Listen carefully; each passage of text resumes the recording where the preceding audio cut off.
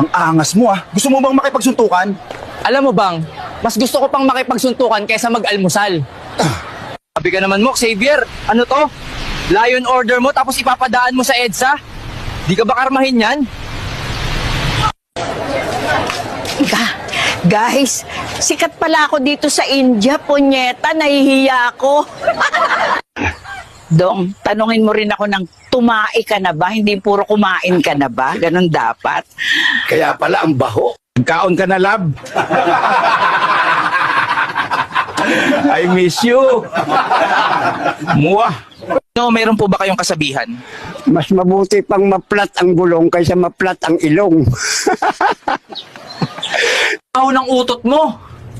Di ako. Di naman, Mare, zombie ka na, baliwala na yung utang ko sa'yo. Anong wala na? Hoy, yung utang mo, bayaran mo.